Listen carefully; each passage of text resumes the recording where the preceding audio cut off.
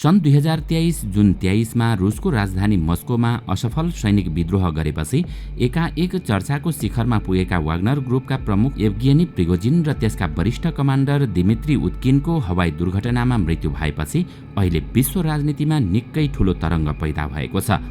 सामान्य अवस्थामा उडिरहेको प्रिगोजिन सवार जहाज एकाएक रुसको राजधानीभन्दा केही किलोमिटर टाढा आकाशबाट जल्दै खसेको थियो र त्यसमा सवार सबै 10 जनाको मृत्यु भएको थियो। उनी चढेको जहाज मस्कोबाट सेन्ट पिटरबर्ग जाँदै थियो। सेन्ट पिटरबर्ग रुसका राष्ट्रपति भ्लादिमिर पुटिन र प्रिगोजिनको गृहनगर हो। यसरी रहस्यमय तरिकाले वाग्नर प्रमुखको मृत्यु भएपछि यसलाई दिएर अहिले अनेकौं प्रकारका कन्स्पिरेसी थ्योरी अर्थात् षड्यन्त्रका सिद्धान्तहरू सार्वजनिक भइरहेका छन्। आखिर कसले गर्यो त प्रिगोजिनको हत्या? उनको मृत्युले को कसलाई फाइदा पुग्छ? किन रुसले यस बारेमा स्पष्ट पार्न सकेको छैन? दर्शकवृन्द, आउनुहोस् आजको यस श्रृङ्खलामा हामी कुनै समय रुसका राष्ट्रपति भ्लादिमिर पुटिनका भान्से र विशेष सहयोगीका रूपमा चिनिँदै आएका भाडाका सैनिक उपलब्ध गराउने वाग्नर ग्रुपका प्रमुख येवगेनी प्रिगोजिनको हवाई दुर्घटनामा मृत्यु भएसँगै त्यसले निम्त्याएको आशंकाको बारेमा विशेष चर्चा गर्नेछौँ। सन् 2023 अगस्त 23 तारिक बिहान वाग्नर ग्रुपका प्रमुख येवगेनी प्रिगोजिन अफ्रिकाबाट मस्को फर्के। त्यहाँ पुगेपछि उनले आफ्ना उच्चस्तरीय कमान्डरको बैठक बोलाए र त्यहाँ रहेको आफ्नै फ्लोटिङ रेस्टुराँमा लन्च खाए। त्यसपछि उनीहरू मस्कोबाट सेन्ट पिटरबर्गका लागि निस्के। दिउँसो 2:50 जाँदा प्रिगोजिनको निजी जहाजले मस्कोबाट उडान भर्यो। त्यसपछि जहाज करिब 30 मिनेटसम्म उड्यो र अचानक विस्फोट हुँदा आगोको मुस्लोमा परिणत भयो। प्रत्यक्षदर्शीले जहाज क्र्यास हुनुभन्दा पहिले 2वटा विस्फोटका आवाज सुनेका थिए। जहाजको भग्नावशेषमा गोलीका जस्ता देखिने छर्राकका निशान भेटिएका छन्। जब जहाज क्र्यास भयो तब पाइलटले त्यसको उचाइ बढाइरहेका थिए। क्र्यास हुनुभन्दा पहिले जहाज 28,000 फिटको उचाइमा उडिरहेको थियो। उचाइ बढाउनुको अर्थ जहाजले ठिक तरिकाले काम गरिरहेको छ भन्ने हुन्छ। तर अचानक 3:19 जाँदा जहाज तलतिर खस्न थाल्यो र त्यसको 30 सेकेन्डमा जहाज 8,000 फिटको उचाइमा आइपुग्यो। रडारको डाटा अनुसार जहाजको इन्जिनमा कुनै पनि खराबी थिएन। यसको अर्थ के हो भने या त यसलाई बाहिरबाट आक्रमण गरिएको थियो अथवा जहाजभित्रै विस्फोट भएको थियो। जहाजमा 10 जना सवार थिए र त्यसमा भएका सबैको मृत्यु भएको थियो। जब त्यसमा सवार यात्रीको सूचीमा वाग्नर प्रमुख प्रिगोजिन सहित त्यसका कमान्डर दिमित्री उत्किन पनि थिए भन्ने समाचार बाहिर आयो, त्यसपछि संसारभर एकाएक सनसनी मच्चिन थाल्यो। त्यसको केही समयपछि रुसको सरकारी निकायले पनि दुर्घटनाको पुष्टि गर्यो भने दुर्घटना भएको केही समयपछि नै वाग्नर ग्रुपसँग सम्बन्धित सामाजिक सञ्जालले वाग्नर सवार निजी विमानलाई रुसी वायु सुरक्षाले खसालेको दाबी गर्दै एउटा भिडियो सार्वजनिक गर्यो। ग्रे जोन टेलिग्राम च्यानलले पोस्ट गरेको भिडियोमा रुसका देशद्रोहीहरूको कार्यको परिणामस्वरूप प्रिगोजिनको मृत्यु भयो भनिएको थियो। त्यसमा प्रिगोजिनलाई राष्ट्रवादी भन्दै उनी रुसका देशद्रोहीहरूको हातबाट मारिएको उल्लेख गरिएको छ। प्रिगोजिनको मृत्युपछि वाग्नर ग्रुपले बारम्बार मस्कोमाथि आक्रमण गर्ने धम्की दिँदै आएको छ। दुर्घटनास्थलमा प्रिगोजिनको एउटा डायरी पनि प्राप्त भएको अनुसन्धान अधिकारीहरूले दाबी गरेका छन्।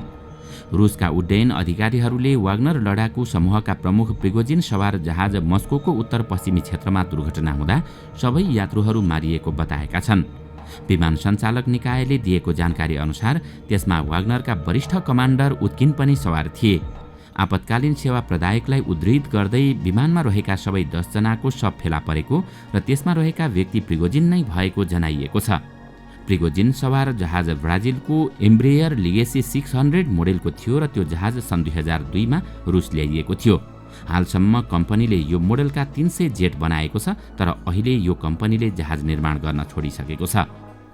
रुसी राष्ट्रपति भ्लादिमिर पुटिनले पनि प्रिगोजिन सवार विमान दुर्घटनाबारे मुख खोलेका छन्। उनले मृतकका परिवारप्रति समवेदना व्यक्त गर्दै प्रिगोजिन एक तीक्ष्ण प्रतिभा भएका व्यवसायी रहेको उल्लेख गरेका छन्। उनले विमान दुर्घटनाबारे अनुसन्धान हुने तर त्यसका लागि समय लाग्ने बताएका छन्। जुनमा छोटो समयका निम्ति प्रिगोजिनले अगुवाई गरेको विद्रोहको घटना पश्चात उनी खासै सार्वजनिक रूपमा देखा परेका थिएनन्। अन्तिम पटक सार्वजनिक एक भिडियोमा उनी अफ्रिकाको मालीमा देखिएका थिए। वाग्नर प्रमुख प्रिगोजिनको मृत्यु भएको खबर सार्वजनिक भएपछि अहिले अनेकौं खालका प्रश्नहरू उठिरहेका छन् र तीमध्ये सबैभन्दा महत्त्वपूर्ण प्रश्न भनेको उनको हत्या कसले र किन गर्यो भन्ने नै रहेको छ।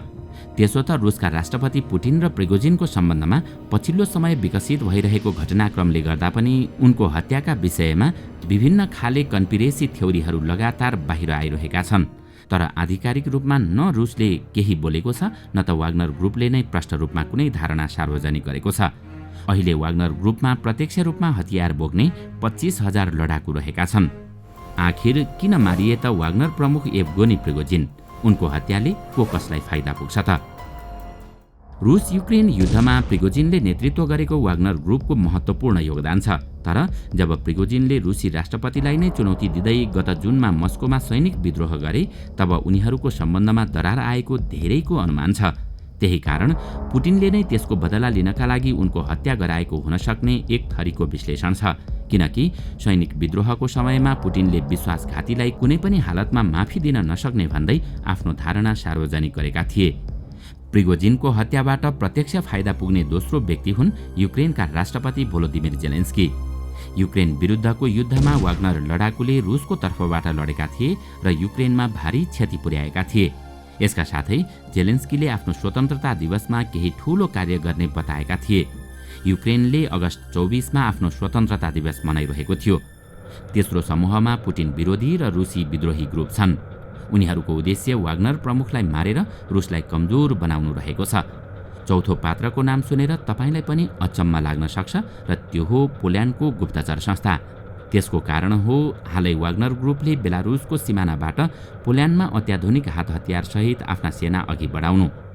यसरी वाग्नरका लडाकु अघि बढ्न थालेपछि पोल्यान्ड पनि सशंकित भएको थियो। पाँचौं र महत्त्वपूर्ण पात्र रहेको छ अमेरिका अर्थात् CIA। यसका दुईवटा कारण हुन सक्छन्। पहिलो, वाग्नर प्रमुखलाई मारेर त्यसको आरोप पुटिनमाथि लगाउने र पुटिन विरुद्ध नै वाग्नर ग्रुपलाई भड्काएर रुसमा आन्तरिक विद्रोह फैलाउने। यसो गर्दा रुस आफै कमजोर हुँदै जानेछ।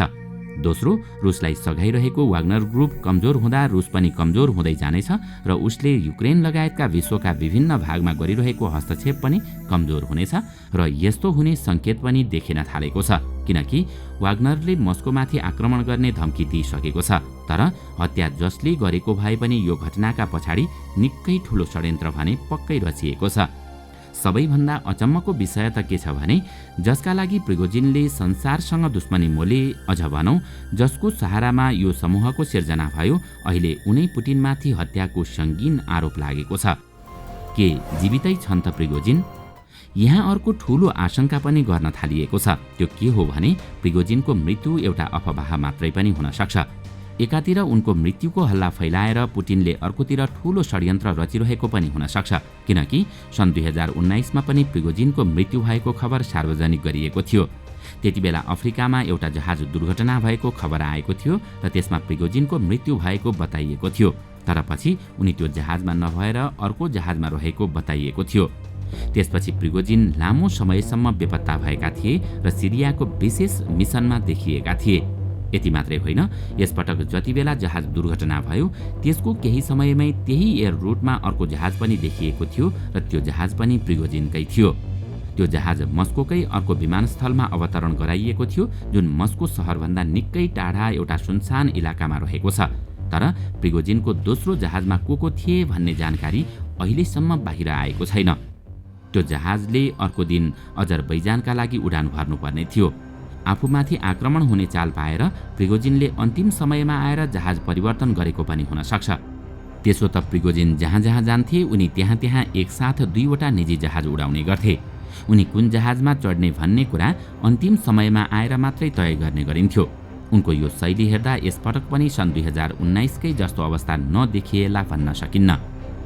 युक्रेन युद्ध मामिलालाई लिएर प्रिगोजिनको रुसी सेनाको संस्थापन पक्षसँग चर्को झगडा भएको देखिन्थ्यो। बारम्बार उनले रुसी जर्नेलहरूलाई अश्लील गाली गर्ने गर्दथे। राष्ट्रपति पुटिनसँगको समझदारी अनुसार उक्त विफल विद्रोह पश्चात उनी बेलारुसमा गएर बस्ने बताइएको थियो। युवा अवस्थामा जेल परेका उनी पछि सफल रेस्टुरा व्यवसायी बने।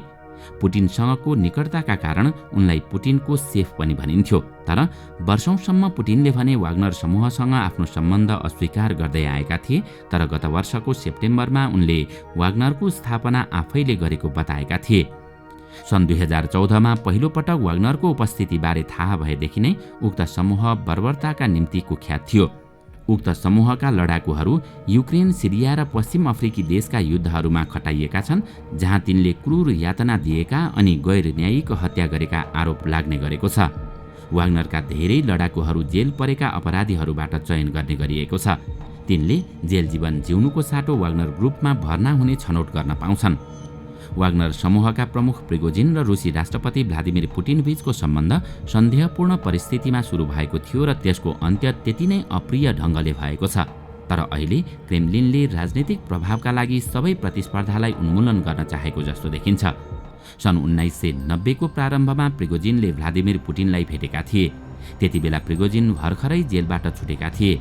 उता पुटिन चाहिँ सोभियतकालीन गुप्तचर संस्था KGB को पूर्वी जर्मनी स्थित मिसनबाट फर्किएका र राजनीतिमा लामो भविष्य खोजिरहेका थिए। सन् 1990 को दशकको रुसको कठिन राजनीतिक परिस्थितिमा उनीहरूको भेट भएको थियो। सन् 1991 मा सोभियत सङ्घ अस्तव्यस्त ढङ्गले विघटन भयो र पहिलो पटक भूमिगत आपराधिक गिरोहहरूको हातमाथि परेको थियो र उनीहरूले शक्तिको उल्लेख्य अभ्यास गरेका थिए। प्रिगोजिन र पुटिन दुवै रुसको दोस्रो ठूलो सहर र सांस्कृतिक राजधानी सेन्ट पिटर्सबर्गबाट आएका हुन्। उक्त सहरलाई रुसको आपराधिक राजधानी पनि मान्ने गरिन्छ र त्यहाँ कैयौं शक्तिशाली आपराधिक समूहदेखि सानातिना चोरी गर्नेहरू समेत बस्ने गर्दछन्। प्रिगोजिन पनि अपवाद थिएनन्। सन् 1970 को दशकमा उनलाई चोरीको आरोपमा दोषी ठहर गरिएको थियो र अर्को अपराध गरेको खण्डमा जेल सजाय सुनाउने गरी निर्णय भएको थियो। सन् 1981 मा डकैतीको आरोपमा पुनः दोषी ठहर भएपछि उनलाई 13 वर्षका लागि जेल सजाय सुनाइयो र सन् 1990 मा जेलबाट रिहा भए।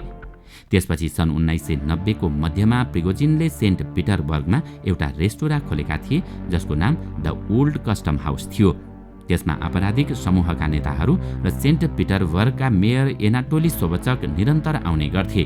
त्यसबेला 40 वर्षका पुटिन सोबचकको सहयोगीका रूपमा काम गर्थे। प्रिगोजिनका लागि त्यसपछिको यात्रा पनि सजिलो थिएन। उनले सेन्ट पिटर्सबर्गमा चेन रेस्टोराँ खोले जसका ग्राहकमा नेतादेखि स्थानीय र विदेशी थिए। सन् 2002 को एउटा फोटोमा उनले पुटिन र अमेरिकी राष्ट्रपति जर्ज बुशलाई रात्रिभोजमा खानेकुरा पस्किरहेको देखिएको थियो। त्यही बेलादेखि उनी पुटिनका सेफ उपनामले चिनिन्छ। KGB को पृष्ठभूमि र शङ्कालु मनोवृत्ति भएका पुटिन जस्ता व्यक्तिलाई आफ्नो खानेकुरा खान योग्य र सुरक्षित भएको सुनिश्चित गर्ने व्यक्तिगत सेफ आवश्यक थियो। सन् 2000 को प्रारम्भमा पुटिन क्रेमलिन प्रवेश गरेका थिए र रुसका सुरक्षा निकायहरूले विस्तारै परिस्थितिलाई नियन्त्रणमा लिएका थिए। सन् 2000 को मध्यबाट प्रिगोजिनले क्रेमलिनका विभिन्न कामहरू गर्न थाले, विशेष गरी सरकारी सुरक्षा निकायको पहुँचभन्दा बाहिरको काम। उनले सञ्चार साम्राज्य खडा गरे जुन रुसभित्र र बाहिर मिथ्या सूचना फैलाउन केन्द्रित थियो। सामाजिक सञ्जाल विकास भइरहँदा र त्यसले प्रभाव विस्तार गरिरहँदा प्रिगोजिनले आफ्नो ट्रोल उद्योग नै खडा गरेका थिए। सन् 2014 मा क्राइमियालाई रुसमा विलय गराइएपछि वाग्नर निजी सैनिक कम्पनी बारेका प्रारम्भिक विवरणहरू सार्वजनिक भएका थिए। वाग्नर समूहले क्राइमिया र पूर्वी युक्रेनका रुस समर्थक समूहहरूलाई समर्थन गरेको थियो।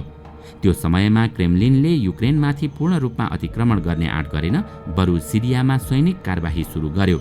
त्यतिबेला पहिलो पटक प्रिगोजिनका नजिकका साझेदार दिमित्री उत्किनको नाम सार्वजनिक भएको थियो। उनी वाग्नर समूहका कमान्डर थिए। उनी उग्र दक्षिणपन्थी विचारधारा र क्रूरता अनि निर्दयी व्यवहारका कारण परिचित थिए। दर्शकवृन्द, आजको श्रृङ्खला तपाईलाई कस्तो लाग्यो हामीलाई कमेन्टमा अवश्य बताउनुहोला। साथै आजको श्रृङ्खला तपाईलाई राम्रो लाग्यो भने लाइक तथा सेयर गरी हाम्रो च्यानललाई सब्स्क्राइब गर्न नभुल्नुहोला र साथमा रहेको बेल आइकन पनि थिच्नुहोस् ताकि हामीले अपलोड गर्ने नयाँ भिडियोको जानकारी सबैभन्दा पहिला तपाईलाई प्राप्त होस्। आजका लागि यति नै। अर्को भिडियोमा अझै रोचक तथ्य लिएर आउने नै छौँ। तबसम्मको लागि बिदा दिनुहोस्। नमस्कार।